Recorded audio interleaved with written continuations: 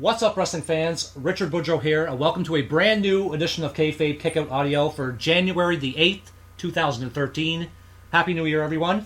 For KayfabeKickout.com, putting the pro back in pro wrestling. Joining me today is my very special guest, member of the legendary and iconic Hart family of professional wrestling, former wife of WWE Hall of Famer and multiple-time world champion Bret the Hitman Hart, Julie Hart. Julie, how are you? I'm good. How are you? Great. No complaints on my end. So, the main reason why, let's get right down to brass tacks. The main reason why you're on the show today is to talk about your new position with Hart Legacy Wrestling. It was announced on December the 20th that you are Hart Legacy Wrestling's new promotions director. Can you just tell the listeners what you will be doing with the promotion? Well, the whole story, how it started was my sister was asked by the CEO of the company if she'd be interested in helping, and she's like, oh, geez, I'd love to, but, she's a teacher, so she said, you should ask my sister. And of course, the girl, she didn't connect the dots. Like, okay. And I being sisters and that, so she said Julie Hart, and she was like, oh my God, Julie Hart, like Bret's ex, Julie? And she said, yeah, like, she'd probably love to help you out. So anyway, we got together like that, and I said, great. I go, like, I'd love to help out, like, especially with the grandkids, being on the card, and Teddy, Harry, I said that it would be an honor to be a part of it, and so, well, what am I going to be doing? Well, you could be the promotional director. Oh, great, okay, and what does a promotional director do? So basically what I'm doing is just reaching out to media, and I have a lot of friends in media, people like you, and out that there's no promotion coming up in Canada, and it's not Stampede Wrestling. It's okay. A new generation legacy of wrestling. So, and I think a lot of people, the things that I've been hearing so far is that Stu wouldn't like it and stuff. I have to disagree, because I think Stu obviously started wrestling because of a passion that he had for it, and it would be really odd if Stu had said, I don't want my kids involved in it, no family, nothing. So I don't know why people would say that, that Stu wouldn't like it, because I think he had all these kids, these boys and these girls, and not that the girls were wrestlers, but they married wrestlers, Mm-hmm. Yeah, I wonder that myself. I find that a rather interesting comment that Stu wouldn't approve of this. But yeah, I think I agree with you on that, because I've never met Stu in person, but seeing the kind of man who he was. I mean, in my opinion, like, Stu was an extremely old school guy, and Hart Legacy Wrestling, like, I've seen the videos, and I've seen that it does have that, I think, in my opinion, it has that old school flavor to it, that I think Stu would be rather proud to bring, especially, Calgary is such an iconic city for pro wrestling. I mean, obviously Canada in general has brought out some of the greatest professional wrestlers in history. Bret, of course, Chris Benoit, Chris Jericho. So, I mean, Canada and, especially the city of Calgary is so rich in wrestling history that I think Stu would have had no problem with Hart Legacy Wrestling, but that's just my opinion on it. Today wrestling has changed a lot. The younger generation do things differently, but at the same time, it's like, why not the grandkids? Why not resurrect it again? You know, people. I mean, even with the NHL lockout, you know, there's nothing to do. Well, that's finally over. Yeah, well, I heard that. My son actually posted that, like, "Yay, it's starting up again." Yeah, like, I hope you don't conflict. I don't know. I'm a hockey fan, but I'm not as much of a fan as I used to be. Like, I think the 2004 lockout was kind of it really stuck in my craw, honestly. Like, I remember the 94 lockout, 95. I was still in high school and I didn't really understand the logistics of that, and that was the year that New Jersey won the cup and they had a very, short season and they only had X amount of rounds, but then the 2004 lockout, and I was just like, oh my god, this is like beyond ridiculous, right? How much money do these players need, and how, and these, team owners, I mean, how much, they don't want to like give up their slice of the pie, but at any rate, like you said, I mean, the wrestling business has changed. It has, but just to make a note on what you just said, it's like these players are being paid in any sport nowadays. Even going to a hockey game, I don't know about you guys out there, but here it's like $100 or something for like a normal seat. Yeah. Yeah, well, I mean, yeah. We don't have any initial teams on the East Coast, unfortunately, but the closest thing we have is the Quebec League, and we have the Halifax Mooseheads, so that's the closest thing. And no, from what I hear, I mean, I have friends in Ontario and in Alberta, and they say tickets can, even for nosebleed seats, they can be like extremely expensive, like over $100. I know, and that's the thing about wrestling, right? You can go out, have a great night out, get some aggression out, and watch these stories being told, and know that when you're coming back next week, you're not going to have to pay $50 or $100 or $200. Like, and it's just such a family thing to go to too. So, and with the smaller promotions too, like there's such heart and soul in small indie shows. Like, and it kind of reminds me of the days when I used to go with Brett. Like, Stu would have like these little shows around Calgary. And, there sometimes people, like maybe 50, 75 people would show up, and the guys would work their hearts out, for those 50, 75 people, and then drive all the way back home, and then do it again the next day, go to another little town and stuff, Now, that still goes on too, but not as much anymore. No, it's more. That still happens a lot in the States, because I've been to the States the last 3-4 years and have helped some of my friends out down there, and and I've always marveled at that. Like, yeah, wow, wrestling really hasn't changed for that passion that the boys have, No, it always, the passion's always there. Like, absolutely. I mean, yeah, you are right. The smaller indie promotions, they do work their asses off. So your position as promotions director, so basically you're going to be behind the scenes, like actually booking the shows. I think what we're going to be doing is eventually, like, we'll start to branch out, which will be like British Columbia, Saskatchewan, and start heading east. Okay. So yeah, and then I think my position will change after that. Okay.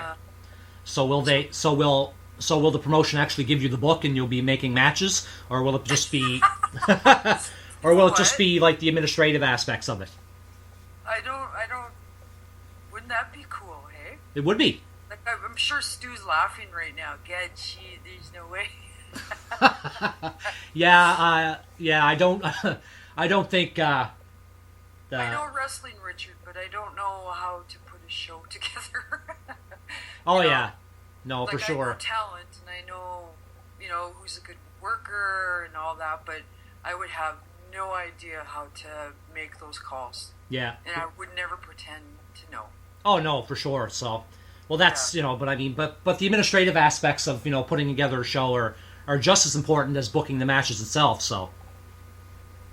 Yeah, and I think that eventually I'll be scouting for talent, and who knows, right? Like anything could change. So Absolutely. I'm hoping that I have so many wrestling friends, wrestlers, and all over the world, and they're already emailing.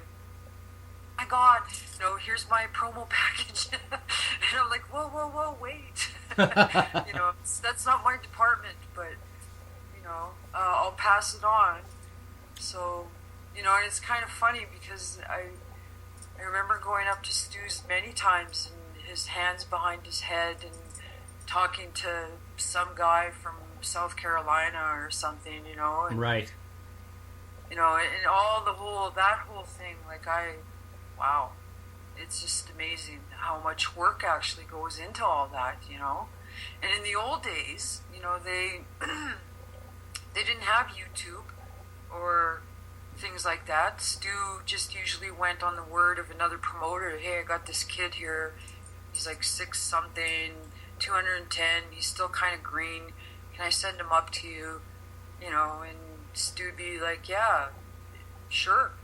So they did things like that in the old days, like on just word alone, And then sometimes you got a pitcher like Davey Boy Smith, Davey, even though he was Tom's cousin, he still sent a package. And I remember the pitcher laying on Stu's desk, and we were all kind of like, wow, is he ever tall and skinny? yeah. Like when he started early in his career there, he was quite thin, I guess, and eventually he beefed up, to Vince's specifications. So. Yeah, he was an amazing worker, though. He was amazing. You know? Yeah, he really was. He was a tremendous worker in the ring. So this show on the 18th of January, can you just fill the listeners in on who is going to be at the show, where they can buy tickets, where in Calgary for those listeners here in Calgary, where they can go see the show? Well, we've got Kevin Nash, who I can't wait to see. Kevin, I haven't seen him for years. Bobby Lashley, Chris Masters, Teddy Hart, Harry, and I think Harry's bringing his tag team partner from Japan. Okay, excellent. And my couple of my nephews are working. My other extended family nephews, Kamikaze, Superfly Dan. Hey, my niece is even working that show, Bronwyn Billington. Oh, nice, excellent. Yeah, Dynamite Doll. Nice. Wow, that's excellent. Yeah, I know. I'm not sure if you've heard about the documentary HighSpots.com is doing about Tom. Have you heard about it? Yes, I'm. I think when we did a previous interview together, you had asked me who my favorite wrestler was. Yes. And it was actually Dynamite. Yeah. I can understand that. He was a tremendous worker in the ring, and I actually purchased pre-ordered the copy of the Dynamite documentary. I'm getting it autographed, so I'm really going to look forward to watching it, because I remember watching Dynamite and Davey like when I was a little kid in the '80s, and British Bulldogs were like one of my favorite tag teams. So. Yeah, I know. So I mean, we were right on the same page about Randy and Tom, but if anything, I have to go towards Tom, because I've always been fascinated by his work, and many years I used to sit and watch him work, with him, and he kind of, if anything, Brett and I didn't really talk about wrestling. I would watch, and he would never really say anything.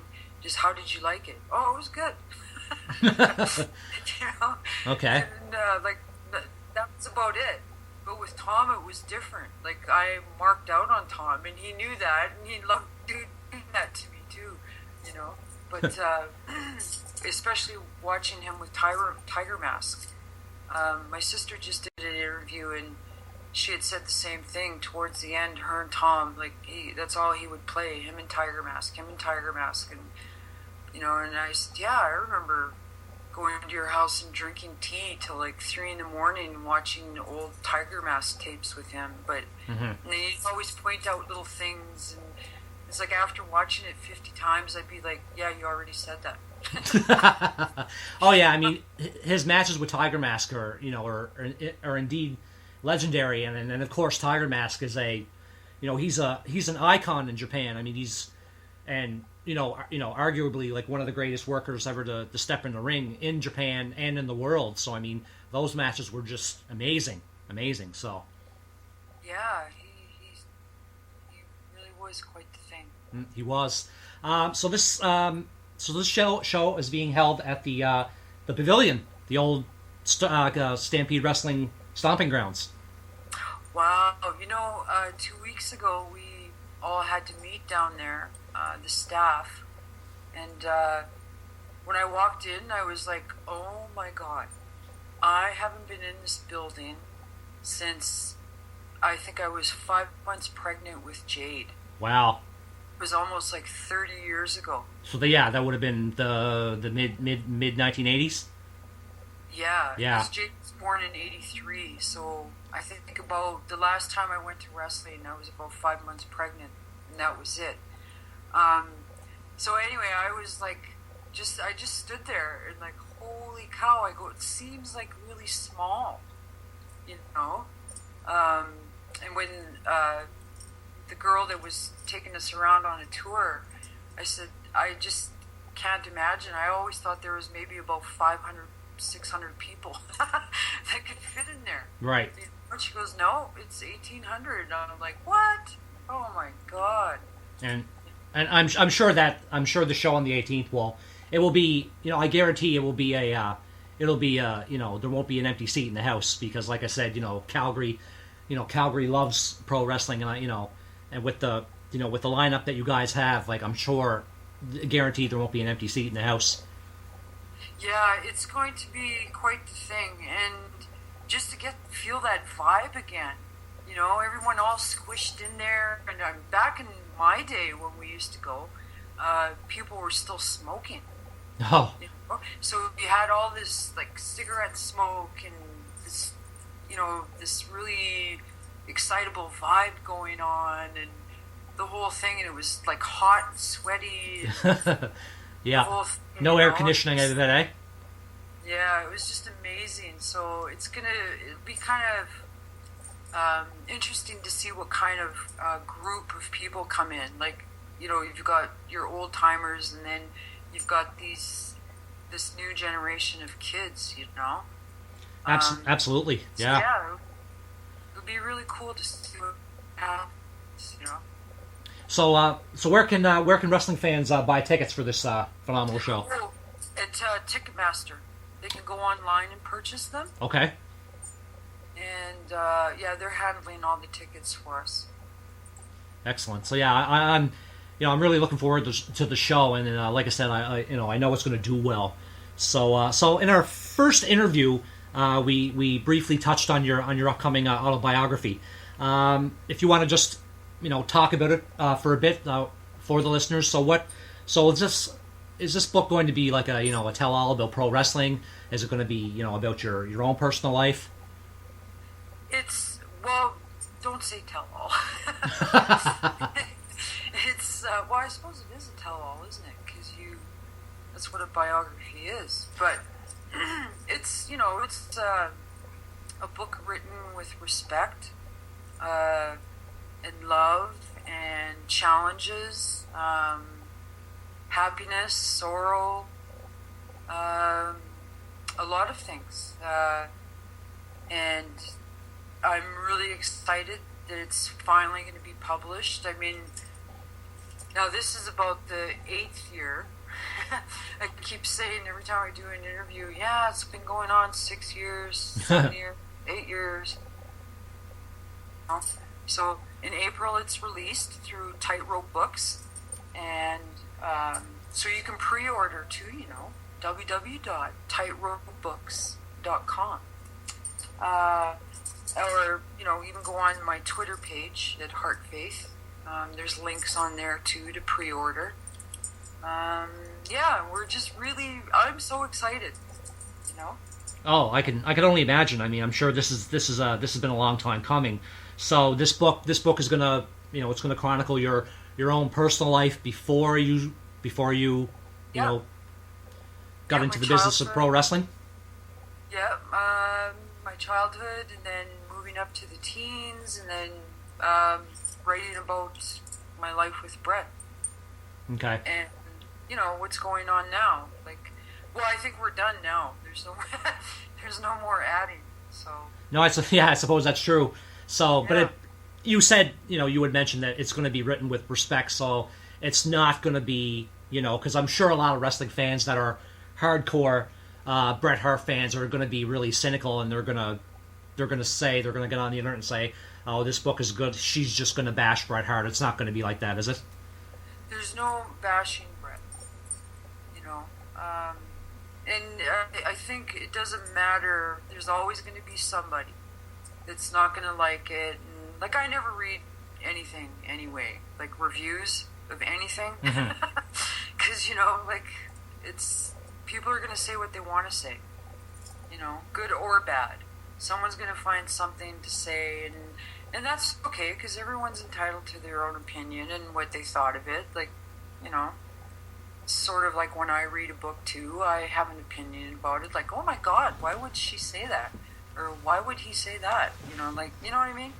Oh, absolutely. I mean, I'm not sure if you're, do you read a lot of books about pro wrestling? No, I don't. Okay.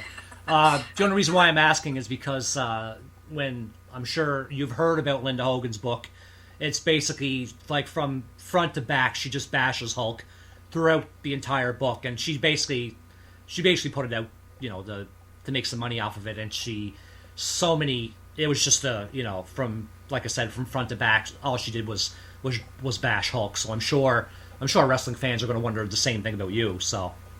No, I mean, you know what? The thing about that is, Brett and I have had a lot of years to calm down and mature.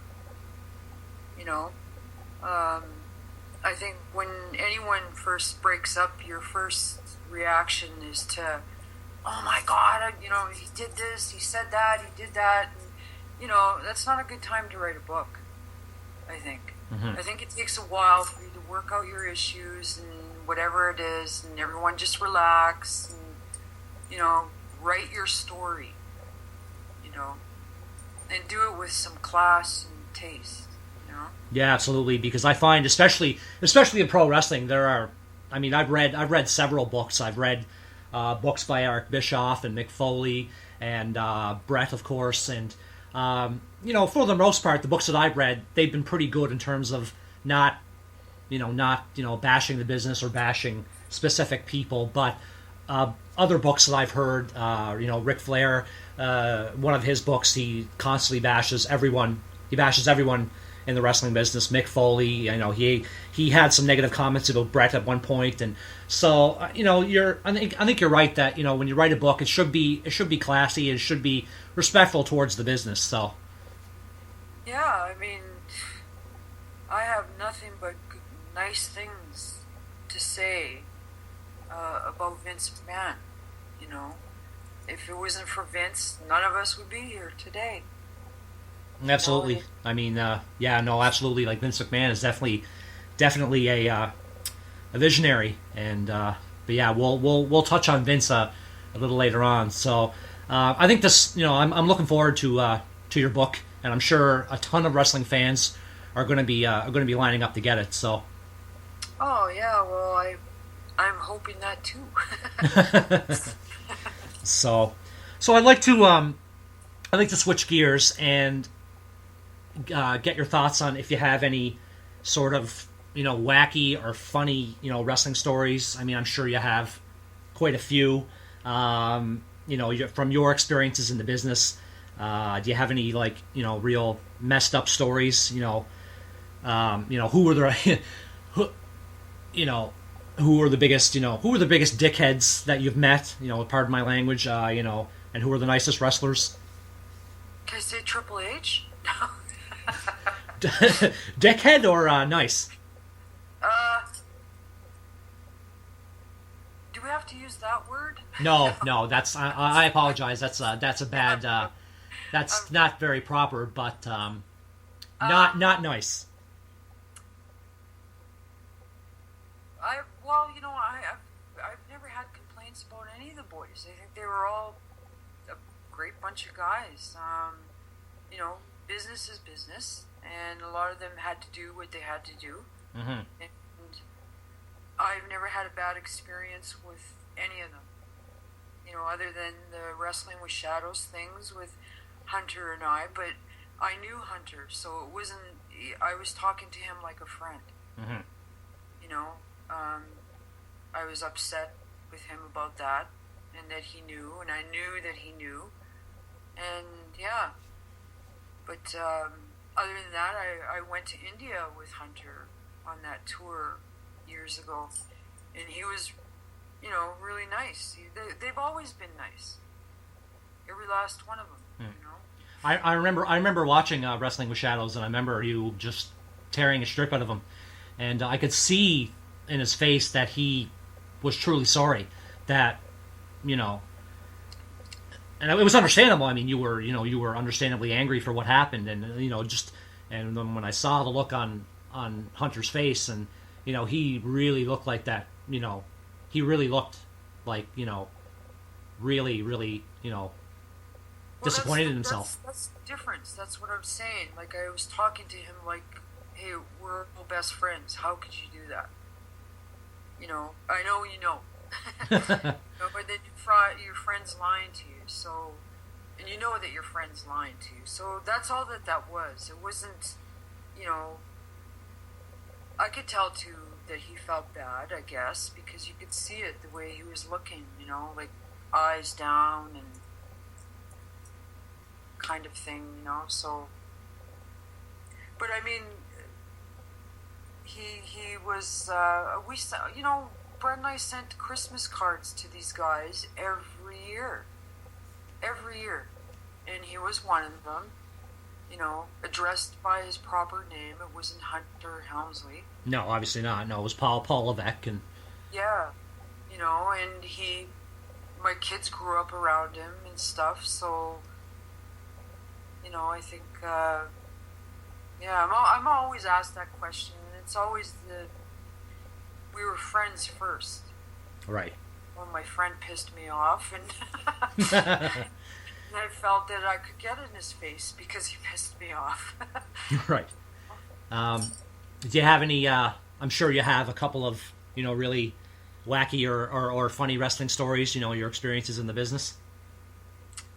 Well, you caught me off guard with that, so. Okay. Yeah, no. Go on forever because there's many, and I don't know. I think I would kind of want to stay focused with the Hart Legacy thing. Oh, absolutely. Yeah, no, for sure. No. Yeah, you're right. We could be, we could be here all day if, I'm sure you have, a ton of different, ton of stories. I'd like to, if we could, I'd like to talk about, Owen's death in 1999. From your perspective, how, where were you, and what was going through your mind when you had found out? My boys and I just came back from Ottawa. We were just pulling up to the driveway, and my sister had called, and she said, "Julie, something happened to Owen. I don't know what's going on." And I'm like, "What?" We were really just pulling up our driveway when we got back from going to the Hitman Memorial Cup. Yes. In Ottawa. Yep. And Brett flew on to California, I think it was California. But anyway, the boys and I came back home. And so then I ran in the house and called up to Stu's, and I could tell it was not good because I could hear crying in the background, and Helen was too upset to come to the phone and stuff. So it was it was like being in a dream, you know. Mm-hmm. Because that's the best way to describe it. It was like being in a dream, and you know, don't want to sound. When am I going to wake up? Kind of thing. Right. You know, Yeah, I mean, that was. It was a horrible hit for the family. Horrible. Absolutely. I mean, I remember, you know, back in 1999. It was a couple of months after I moved up here to Dartmouth, and I mean, back then I didn't have the internet. You know, obviously I knew who, you know, Dave Meltzer and guys like Wade Keller were, but I wasn't hooked into, you know, I didn't read dirt sheets. I didn't read, like, you know, the newsletter, and I just watched wrestling. And I remember when they had the Raw's Owen special, and it just showed the graphic of Owen, you know, the date of birth and date that he died, because it was obviously at the Over the Edge pay-per-view, and I was just, you know, I was shocked. I mean, it was, yeah, you know, it was a stressful time, that's for sure. You know, and then when all of everything that happened, you know, I think the only comment I want to make on Owen's passing is that we lost such a fantastic, loving, compassionate, caring, doting father, loving husband, funny guy. He was such a character. He really was, and it was just so sad. And, you know, you still feel that. You know, and I know that today Owen would be very proud of the things that Martha has accomplished. Not only with the foundation that she set up, but in raising her kids. Like, Owen would be just over the moon. His children are so beautiful, both of them, Oj and Athena, and, you know, they're beautiful kids, and Martha is just doing a fantastic job raising them. And that's basically where I'm at with that. We've had a tragedy in our family too, and, you know, I kind of know what it's like to pull away. You either pull together or you pull away. In my case, I made choices too that made me pull away from my family. And that's just how it is, you know. Right. I know you didn't ask that question, but No. I know exactly. No, I know exactly what you mean. I mean, you know, like, sometimes that happens in your own personal life. I mean, my father passed away 5 years ago, and, you know, I mean, I'm going to be the first one to admit it, that, you know, towards the end, like, I wasn't.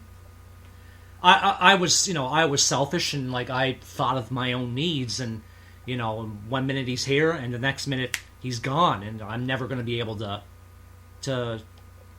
you know, to spend time with him or to talk to him ever again. And that's something I'm going to have to live with for the rest of my life. So, I mean, I you know, I totally see where you're coming from. So, yeah, you know, and then because everybody always asks me about Martha, and I don't know about Martha. I just know that, you know, the dynamics of this whole family has changed. I only know what everybody else knows. right. You know, that she's doing really well, and she's raising her kids, Owen and her children, very, very well. And I think that's what's important, you know. And I know that he would be happy just with that. Right. Yeah, absolutely. I mean, from what people have said about Owen, he was a fantastic, you know, human being. He was, I guess, in the back, he was a, you know, practical joker, and he was always in good spirits. And oh, he was such a character. He really was. He was just. Did Owen ever? Did he ever pull any jokes on you? Yes, he did one time. I had brought my older sister up for dinner to Stu's, and actually on me. It was on my older sister, but she just like, Stu was cooking something, and we were all standing in the kitchen, and then he said, out of the blue, he goes, "So, Dad," he goes, "Julie's sister Sandy thinks that a karate guy could take a wrestler." Oh, God. And then Stu looked around because Stu was just like, oh my God. It was just so funny because he walks out of the room after he said it, and Stu, like, my sister didn't even really meet him yet because we were just standing in the kitchen. Oh my God. Preoccupied. And what a way to break the ice, right? Oh my God. And they weren't introduced is what I was getting at, but anyway, her face just dropped and she goes, "Owen!" Oh my God. Yeah, she's lucky she's lucky she didn't get stretched by Stu. I know. Oh my God. Yeah, exactly. Oh my God. It was kind of a priceless moment because Stu had the towel on his shoulder and he kind of pulled it down and he just kind of stared at her and he's like, "What?" Oh my God. Like, "Oh no, I don't even know wrestling." Oh my. But yeah, I mean, Owen, yeah, he was, such a tremendous worker in the ring, and it was, I mean, there's, his death will, no doubt go down as like one of the most, if not the most, tragic, aside from Benoit, obviously, it'll go down as like, one of the most tragic deaths in, pro wrestling history, and it was such a shame because, he's such an awesome human being. Yeah, totally agree. Yeah. So I'd like to get your thoughts if on your children and your grandchildren, if I could. How would you feel if, let's say, your grandchildren decided that they wanted to get into pro wrestling? Like, how would you handle that? Like, would you be supportive? No to Kyra Beans. Okay. She's way too gentle. If maybe we had grandsons, and that could be a possibility because we do have 4 children. And, okay. Sure. A few years ago, I didn't even want my boys involved in it at all. Really? Yeah, I was just like, no, my sons play hockey and snowboard, and that's good enough. They do judo and stuff, so that's good enough for me. And I, especially after watching the years of abuse that Brett took. Oh yeah. And as a mother, I think, and after knowing that and seeing what has happened to him, I just like, no, I don't want that for my sons. Right. But now I'm not even in charge of any of that. I mean, they're much, much older, and if they decide to do that, then I have to be supportive. Right. But no to Kyra Beans. Well, yeah, no, that's totally understandable. I mean, like, the pro wrestling business is indeed it's a dark business. A lot of aspects of it are, and there's certain kind of people that can cut it, and there's others that can't. So. Yeah. So I know my boys could. They're sure big enough. Absolutely. So. And stuff. So I don't know. I just I think maybe Blade probably would someday go, you know what? I think I'm going to wrestle. You know what, Blade? Yeah, okay, son. And then just go from there. Yeah. And if he ever did decide to wrestle, I would, out of everyone to train him, I would ask Leo Burke. Oh my God, that's because Leo trained Brett. Yeah, well, no. Well, no, but he worked with Brett. Yes, but Brett thinks highly of Leo, and when we had a little wrestling school in our house a few years ago, before Brett and I divorced, Leo was the trainer because Leo is the best storyteller that there is. And I would either send Blade to Leo or Harley Race. Yes, absolutely. Yeah, both of them. I mean, I've never personally talked to Leo, but I've seen Leo work in the ring. I'm sure you're familiar with Grand Prix wrestling here on the East Coast back in the '70s. Well, yeah, it's Hubert Glant and all them. Yes, absolutely. Like, I mean, I remember watching Leo Burke in the ring, and he was such a fantastic worker. He would wrestle guys like the Cuban Assassin, Sweet Daddy Siki. It was Grand Prix wrestling was like, it was fantastic. And I recently seen Leo a couple of months ago. He was here in Halifax for his 65th birthday, and he looks tremendous. I know he's going to be at our show next week. Oh, that's phenomenal. I mean, like, he's such a great worker. And Harley Race, obviously, like, Harley Race is, and he's over. I mean, I think he's over 70 now, but I guarantee he could kick anyone's ass in the WWE today. He is so hard. I know. We had a dinner party when the WWE were in town a few years ago in their 90s, and Harley came for dinner because Harley and Tom were best friends, right? Right. Anyway, we were out of ice. So Harley drove my sister Michelle and I to the store, and it was winter, and Michelle had a Bronco, and it was really icy or something, and Harley just slapped it into four-wheel drive, and he goes, "I'm gonna show you how to drive."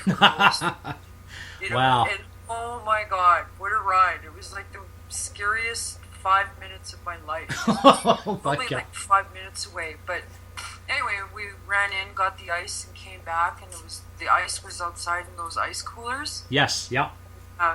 So anyway, we get back in the house, and the ice is like, it seemed like one big block. I swear to God, Harley goes, "Give me that bag, sweetie." He grabs the bag and he punches it, and it's shattered. Oh my God. And Brett told me that, because I was like, "Oh my God." And anyway, I was telling Brett, like, Harley just smashed the whole bag of ice with just this little punch. And he goes, nobody likes to shake Harley's hand because he's got the strongest tendons ever known to anyone. Like, he could break your hand with his hand. Like, everyone always shook his hand really gently and not the whole hand. Wow. Yeah, no, I mean, he's got massive hands, and yeah, he looks like he could probably crush coconuts with them. Yeah, there's three top guys. I mean, even, what's his name? Oh my God. I was just thinking of it. Oops. Oh, I had a little brain lapse there. It's Goldie. I'm sorry. Archie Goldie would be another one that I would have Blade train with. Okay, yeah. So those three guys, and I know Brett respects all three of them. And Stu did too, and that's the big thing, right? Yeah. I don't know of any of the other trainers, like, around. Like, I don't know what they do or anything, like, but just going off by what I know, I would say definitely Harley. Leo Burke would be my first choice. Excellent. Yeah, and it would be a phenomenal choice indeed. Getting back to Hart Legacy Wrestling, I'm sure, working for the promotion now, you have your own set of goals that you would like to establish with the promotion. What, where would you like to see the promotion go in terms of its success? Taking over Canada. Well, you can't. You can't get much better than that. Can I do that? Anything is possible. It's like the old adage, right? Anything is possible. So. I'd love to see it become really strong in Alberta again, BC, Saskatchewan, right across Canada, and doing it the old school way. Right. Trading guys off, and just like Stu did, Yeah, and I think it'll never be like Stu's, because, like I said earlier, that it's a different generation. Oh yeah, absolutely. I mean, it's a whole new generation of wrestling fans. I mean, and Yeah, not only absolutely. that, but just the landscape and with technology and social media and that sort of thing. And I mean, and I think in a way it's those aspects, especially the internet. I think it's hurt the professional wrestling business as a whole because kayfabe. I mean, I'm sure you'll agree that kayfabe is pretty much dead. Oh, doesn't even exist. All right. I don't think. Yeah. It only exists now between when someone walks in and you don't want to talk about them anymore, and they don't know the word kayfabe. Yeah. Exactly. No. I mean, I think. That's about it. Like everybody knows it. Yeah. Wrestling fans know it. Mom and dad know it. You know. Yeah. But Absolutely. And yeah. And like I think it only exists in like little children's minds because they obviously don't know what the word kayfabe means. But little children, once they get older, they realize the aspects of professional wrestling, and they realize that it's scripted and whatnot. But I think yeah, that's I mean kayfabe is hanging by a thread for little children. That's about it, I think. yeah, and I don't know. I don't know if wrestling for this generation is as big as it was in the 80s and the 90s and the early 2000s year. No, it doesn't It's seem to be. different now. Yeah. Well, I And I think think I had said that to you before, that what I notice about wrestling now is they're like movie stars. oh You yeah, can't you can't touch them. You can't interact with them the way you used to be able to. You know, like getting a autograph is like, oh my god, there's like security, and there's no such thing unless you win a meet and greet contest or something. yeah, absolutely, yeah. Especially in the WWE. I mean, and Yeah. yeah, and to get on the next topic, you had touched on him earlier, Vince McMahon. Yeah, I just like to get your thoughts on Vince in general, and your experience, like the first time you met Vince, and how he treated you overall. Um, I was intimidated. I saw this man dressed up in a very expensive suit with Converse running shoes on. And I thought, that's kind of weird. And then I asked Brett about it. Why is he wearing running shoes? And he goes, that's so he can go back and forth Yeah, because very quickly. he does a lot of running. He did a lot of running back then. Yeah, he did. I mean, he was commentating and running back to the dressing rooms and dealing with office stuff, like, you know. So it was almost like his little signature, you know. But I think he's brilliant.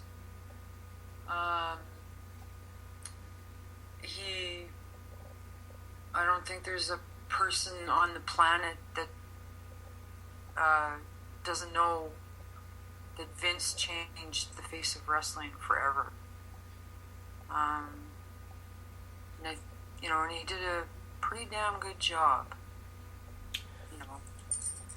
Absolutely. Uh, Yeah, I mean, yeah, there's no doubt about it. I mean, he's a genius. yeah, You know? yeah, he really is. I mean, there's a lot of wrestling fans in 2013 that are they're of the general consensus that Vince has kind of lost touch with pro wrestling in general. But I mean, he definitely, I mean, even people that are not pro wrestling fans know who Vince McMahon is. Oh, that's WWE. Oh, that's the thing. Though Vince McMahon owns that. I mean, it's You see, and I can't. That would be unfair to me unfair of me to comment because of wrestling now. Like, I don't watch it. I don't know who is who anymore. Like, my kids watch it. My boys do occasionally. But the Vince McMahon that I knew back in the '90s, like, is a genius. He's impressive. He's intelligent. And I'm just so grateful to him. And I know a lot of people will go, "Oh, but he did." But I don't know Vince McMahon is from a fan perspective. you know, I know Vince McMahon is a person that gave us what he did. Right. You know, our family did well because of Vince McMahon. My kids had everything. I got to travel because of Vince McMahon. I was one of the first wives to actually be able to go overseas with the boys. Unheard of in those days. Unheard of. And, you know, because they didn't want the wives, the boys couldn't be themselves, and wife sitting on the bus, and blah, blah, blah. So my first trip out was to Japan. And, you know, and I remember Brett saying, like, this is, like, unheard of, you know, and it's so nice of Vince to let you tag along. And I was like, yeah, you know. So I saw him at the airport in L.A., because we were all flying out from L.A., and there he was in his three-piece suit and his running shoes. Wow. You know, went up to him, and I just said, Vince, thank you. You know, I'm so grateful. Thank you. But I didn't look him in the eye. Kept looking away, because he really is. Like, I think how people look at Hulk Hogan, like, oh my God, he's bigger than life, and, you know, and the whole thing, you get really intimidated by that. And I was intimidated by him because of his power. Right. And even though he was just a nice guy, you know. So I see Vince differently than wrestling fans would see him. Yeah. Well, I mean, that's totally understandable. And I mean, you know, touching a bit on, you know, Montreal in '97. I mean, I can imagine that you were, you know, hot with Vince with what happened. Oh, geez, this is always so.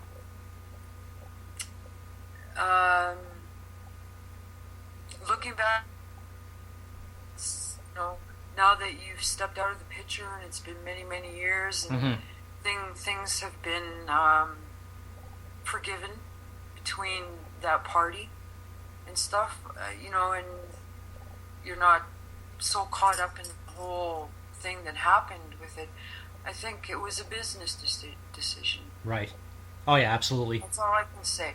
Yeah. It's just it was a business decision that Vince had made, and a lot of people got hurt by it. But now you look back at it and you see everybody, you know, they've mended fences. So there's not anything I can really add to that anymore. Yeah, absolutely. And no, I mean, I totally see what you're talking about, because, you know, I was, you know, being a fan, I was upset with guys like, you know, Shawn Michaels and Vince and Earl, like when that whole thing went down. And, you know, like for years I was still angry about it, you know, because proud Canadian, proud Bret Hart fan. But now that I'm older and more, like, a hell of a lot more mature, I understand that, you know, Vince, it was a business decision. I mean, you know, when you're running a multi-million-dollar company, during that time, a multi-billion-dollar company, you have to make decisions that could hurt people. And, you know, I know. And see, even in saying that, like, you know, and people are still angry about it, even though they've seen Bret and Vince shake hands, and things have happened in a positive way for Bret and Vince. There's still those wrestling fans that are out there like, oh my God, why is he shaking his hand? Yeah, those are. Yeah, I think in you know, I don't really like to use the word mark very often, but I think, like, in some cases, like, those are like the extreme mark, you know, Bret fans that just can't just put it aside and just, like, move on. Yeah, because they don't understand. Exactly. So, yeah, but that's you know, their opinion, and I guess we're all allowed of our own opinions. So. Absolutely. So, well, that was going to be my next question. If you still watch professional wrestling today, but you had just commented that you don't. So. No, I don't. You know, I haven't watched for years. If I'm in the same house as my kids and there's a pay-per-view on, I'll come and stand and watch it for maybe 5 minutes, and I'll be like, wow, times have changed. Yeah, they certainly have. I mean, like, I watch it religiously, obviously, and TNA, and you know, the smaller promotions like Ring of Honor, and you know, and Yeah, I mean, WWE has changed drastically in the last 25 years. I mean, they're not just doing pro wrestling, they're doing, well, sports entertainment, but they're doing movies and they do, merchandising, and I mean, it's a totally different company now. Yeah, they're actors now. Yeah. Can't get near them, can't touch them. They're larger than life, that's for sure. Yeah, absolutely. So we have a few questions. A couple people have sent in questions. Nicole London from the UK, she actually has two questions. She asks, will you be doing a book tour overseas? She commented that she can't wait for your book to come out. And her second question was, who is your biggest inspiration? Because you and Michelle, along with my mother, are my biggest role models. To the first question, yes. Not sure when. I think we do Canada first, and then we do the States. Okay. And then that'll be up to my publisher when all that stuff's going to happen. Answer for the second question, Helen Hart. Absolutely, yeah. She seemed like she was a wonderful person, and so because I guess she wasn't fond of the pro wrestling business. Yeah, that was Grammy. Yeah. But she was the backbone. Yeah, no doubt about that. I mean, everywhere. Yeah, when you'd see Stu in public on WWE television, there was Helen sitting right next to him. Yeah. Yeah. I mean, she inspired me in more ways than one can even imagine. But that's all in the book. Christine Schmidt from Germany. She has a question. She asks. She commented that she's a huge fan of the Hart family, and she wants to know how it was emotionally for you to write your book. Took me 8 years. Yes. Okay. That book was picked up, put down, picked up, put down. For 3 years, I didn't touch it. I couldn't look at it. Didn't want to do it.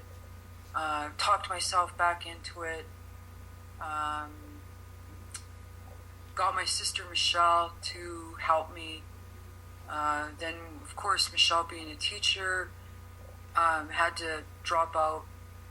I didn't want to do it anymore, and then I had talked to a friend, and no, you have to do it.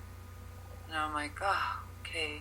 And then I got, as the years went, probably the last 4 years, I'd say. Like, there was always that interest there. Like, I heard you're writing a book, and when's it coming out? And it's like, I don't know. I'll work on it. Okay. It was really hard for me to write a lot of things. Starting right at my childhood all the way to the end. Right. The whole thing was very emotional. Very emotional. It's not exactly, sunshine and rainbows, as my daughter says. Mm-hmm. No, absolutely. I mean, I can only imagine it was it would be hard to chronicle your whole life in a few hundred pages. Mm-hmm. It is very hard. So, well, I have a couple of questions for you. Well, actually, they're not really so much questions, but I have a little name association. So I'm going to give you 10 names, and whatever word, the first word that comes to your mind, just say it. Okay, Dr. Freud, I'm ready. Not quite, but here we go. Stu Hart. Strong, powerful, John Wayne. Okay. Eric Bischoff. Flighty. Yeah, I can believe that. Brian Pillman. Funny. Okay. Bret Hart. Sorry? Bret Hart. Bigger than God. Interesting. Very interesting. Davey Boy Smith. Oh, sweet. Ric Flair. Ego. That's gonna get me a lot of heat. Yeah, well, I mean, you're not the only one. So I don't. I mean, you'll probably get a little heat, but yeah, that's for a lot of wrestling fans and a lot of people in the industry. That's a good word that sums up Rick. Hulk Hogan.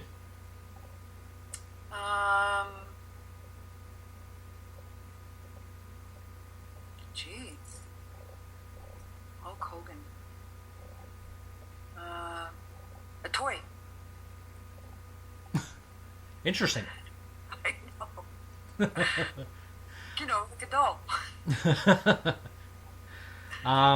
Shawn Michaels. Cute. Okay. On a more serious note, Chris Benoit. Sad. Indeed. And finally, Mark Calloway, also known as The Undertaker. Hilarious. Yes, I have heard that. He's a very he's a very laid back, mellow kind of guy, but very very comical, very funny. Yeah, he has a great sense of humor in a dark kind of way. Much like his character. Yeah. Oh yeah. Excellent. Sure. Yeah. Well, I think that is going to do it for this edition of Kayfabe Kickout Audio for January the 8th, 2013. Julie, this is the part where you plug anything you would like to plug. So go right ahead. Well, I'd really like to plug my book, so I'm asking you all to go to www.tightropebooks.com to pre-order. And to stay in touch with me through Twitter at HeartFaith. Also to stay in touch with Tightrope Books, Twitter at Tightrope Books. Heart Legacy, www.heartlegacywrestling.com, and Heart Legacy Wrestling on Facebook. Excellent. Thank you. Excellent. Yeah, like I said, I'm really looking forward to the show on the 18th, and I know it's going to be an absolute fantastic show. So like Julie said, you can check out heartlegacywrestling.com. Major show, major stars: Kevin Nash, Conan, Chris Masters, Davey Boy, a Davey Boy Smith Jr. It's going to be a star-studded, fantastic show. So for the listeners in the Calgary area, go to Ticketmaster. You can purchase tickets on the Ticketmaster website as well. It's at the Pavilion in Calgary. It's going to be a tremendous show. And as always, you can check out the official website of KayfabeKickout.com. URL is KayfabeKickout.com. You can check us out on Twitter at Kayfabe_Kickout. Check out the official Facebook page, Facebook.com/KayfabeKickout. And that's about it on my end. So, Julie, I just want to sincerely thank you for being on the show today. Well, thank you for having me. It was my pleasure. My pleasure as well. It was tremendous talk.